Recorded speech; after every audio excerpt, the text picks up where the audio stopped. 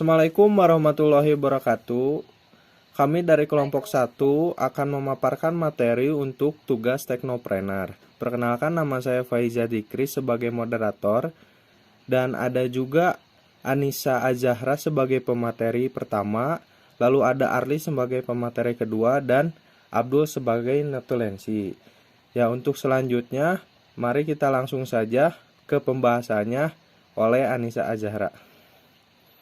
Baik, terima kasih kepada Saudara Faiza. Berikut topik pembahasan yang akan kami sampaikan. Yang pertama ada pengertian teknopreneur, yang kedua ada pengertian teknopreneurship, yang ketiga ada ciri-ciri teknopreneur, yang keempat ada SWOT, kekuatan, kelemahan, peluang, dan ancaman, yang kelima ada kekuatan atau potensi entrepreneur, yang keenam ada macam-macam bisnis yang mampu bersaing dan bertahan. Untuk mempersingkat waktu, di sini ada pengertian teknopreneur.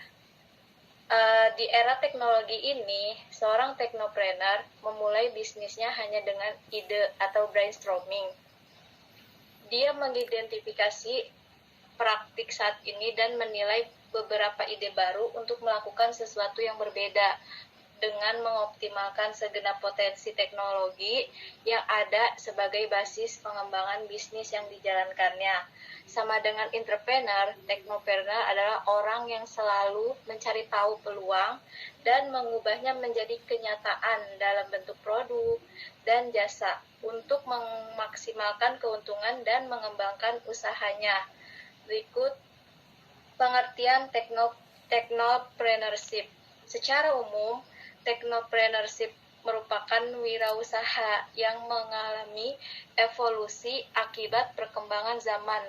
Mereka dituntut untuk memiliki kemampuan dalam memanfaatkan teknologi dan eksploitasi produk secara besar-besaran, sehingga bisa mencapai diversifikasi produk secara temuan baru. Agar bisa bertahan di dalam pasar persaingan bebas, evolusi terjadi akibat adanya perubahan lingkungan dengan cepat dan adaptasi merupakan cara tepat untuk bertahan hidup. Kata kunci dari konsep teknopreneurship sendiri adalah adaptasi, evolusi, dan evaluasi. Selanjutnya, pembahasan teknopreneur. Di sini ada ciri-ciri teknopreneur. Ciri yang pertama itu memanfaatkan teknologi. Yang kedua, menggunakan sosial media. Yang ketiga, menggunakan digital marketing. Yang keempat, mobile friendly. Yang kelima, menggunakan aplikasi. Yang keenam, inovasi. Yang ketujuh, memberikan pelayanan terbaik. Yang kedelapan, hal-hal penting yang harus diperhatikan dalam strategi bisnis analisis SWOT, menilai kekuatan atau strength, kelemahan weakness, peluang opportunities, dan ancaman threats. Nah, di sini ada penjelasan SWOT, di mana S-nya ini adalah strength, kekuatan. Jadi di sini kita harus berpikir apa yang baik, perencanaan yang baik untuk kita lakukan. Terus apakah yang udah kita lakukan itu sudah kualitas terbaik, udah bagus kualitasnya atau belum. Terus W ini weakness atau disebut dalam bahasa Indonesia itu kelemahan, dimana kita harus berpikir apa yang kita butuhkan untuk mengubah produk kita atau barang kita itu menjadi lebih laku di pasaran, lebih baik dari yang produk-produk di pasaran lainnya. Terus ini adalah opportunities atau bisa disebut dalam bahasa Indonesia itu peluang, di mana kita harus berpikir apa tujuan kita. Tujuan itu goals kan, tujuan kita, terus bagaimana cara kita untuk mengubah itu. Terus yang selanjutnya itu T ini threats, dimana kita harus berpikir cara kita untuk mencari faktor dari luar biar kita tuh bisa menjadi bukan kitanya dikontrol, tapi kita yang mengontrol mereka. Kalau bisa kita tuh mengeluarkan produk yang sesuai dengan yang dibutuhkan oleh faktor lingkungan kita. Lihat dari faktor lingkungan. Terus selanjutnya ada potensi dan kekuatan atau potensi entrepreneur yang akan dibacakan kepada saudara pemateri kedua, yaitu Arlin Puji. Ya, terima kasih kepada Anissa. Selanjutnya, di sini ada kekuatan atau potensi entrepreneur. Yang pertama, mengembangkan ide. Mereka terus-menerus mengembangkan ide-ide baru dan inovatif baru untuk produk mereka agar laku di pasaran. Yang kedua, menangkap produk atau jasa yang paling dibutuhkan oleh pasar. Selalu dilakukan riset dan survei langsung terhadap perkembangan pasar yang terjadi. Apabila kamu tidak mengikuti perkembangan pasar ini, maka bisnismu akan ketinggalan zaman. Kemudian pelanggan akan mulai beralih pada kompetitor. Yang ketiga, memiliki akses bisnis. Membuat koneksi seluas-luasnya akan sangat baik untuk bisnis kamu. Tidak hanya menjalin koneksi dengan pelanggan dan supplier saja, kamu bisa membangun koneksi dengan sesama pembisnis lainnya. Yang keempat, kemampuan berkomunikasi. Seorang pengusaha harus memiliki kemampuan komunikasi yang bagus. Kekuatan ini yang memungkinkan mereka untuk secara efektif menjual produk atau jasa mereka kepada klien dan pelanggan. Mereka juga pemimpin yang memiliki kemampuan untuk memotivasi, menginspirasi, dan mempengaruhi orang-orang di sekitar mereka. Dan yang kelima, bersedia menanggung risiko. Seorang pengusaha sejati tidak mengajukan pertanyaan tentang apakah mereka akan berhasil atau tidak. Pengusaha tidak pernah takut untuk mengambil risiko karena mereka sangat yakin pada akhirnya akan menang. Yang keenam, pengalaman kreativitas.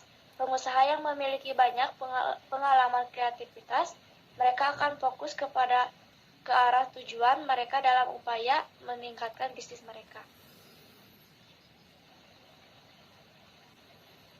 Macam-macam yang mampu bersaing dan realisensi atau bertahan dalam situasi terkini yang tidak pasti. 9 bisnis yang mampu bersaing dalam resiliensi atau bertahan, yaitu 1. Bisnis fashion. Membuka bisnis clothing line atau aksesoris fashion yang e-catering. Yang kedua, makanan rice box. Makanan cepat saji dan mudah disantap menjadi incaran semua orang. Yang ketiga, minuman kekinian. Tingginya minat anak muda pada coffee shop, Thai tea, Mixue, dan Starbucks. Yang keempat, usaha vape. Berjualan liquid selalu dibutuhkan para vapers. Yang kelima, usaha kosmetik. Usaha kosmetik dari reseller, kemudian buat brand kosmetik sendiri jika memungkinkan. Yang keenam, tanaman hias. Pandemi ini, banyak orang yang hobi menanam tanaman hias untuk menghiasi kegiatan di rumah.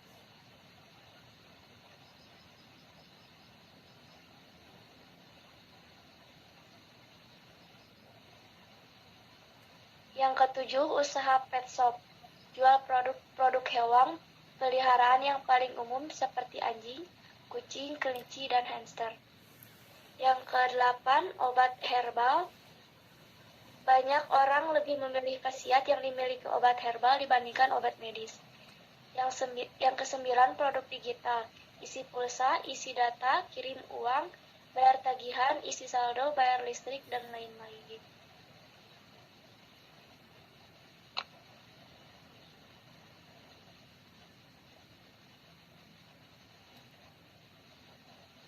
Baik, sudah semua dipresentasikan. Di sini apakah ada pertanyaan? Sekian presentasi dari kelompok kami. Dapat disimpulkan dari materi yang di atas, technopreneur adalah orang yang selalu mencari tahu peluang, mengubahnya menjadi kenyataan dalam bentuk produk dan jasa untuk maksimalnya keuntungan dan mengembangkan usahanya. Ciri-ciri technopreneur Yang ke-1, memanfaatkan teknologi. Yang kedua, menggunakan sosial media. Yang ketiga, menggunakan digital marketing. Yang keempat, mobile friendly. Yang kelima, menggunakan aplikasi. Yang keenam, inovasi. Yang ketujuh, memberikan pelayanan terbaik. Yang kedelapan, yang harus diperhatikan dalam strategi bisnis analisis. Kekuatan potensi entrepreneur. Yang ke-1, mengembangkan ide. Yang kedua, menanggap produk jasa yang paling dibutuhkan pasar. Kekuatan potensi technopreneur: memiliki akses bisnis, kemampuan berteknologi, bersedia menanggung resiko, pengalaman kreatif. 9 ide bisnis yang kita mampu bersaing dan selisih bertahan. Bisnis fashion, makanan disbok, minuman kekinian, fashion nav, usaha kosmetik, tanaman hias, usaha fashion, obat herbal, produk digital. Untuk presentasi yang kami kelompok 1 sudah selesai. Terima kasih yang sudah menyimak. Assalamualaikum warahmatullahi wabarakatuh.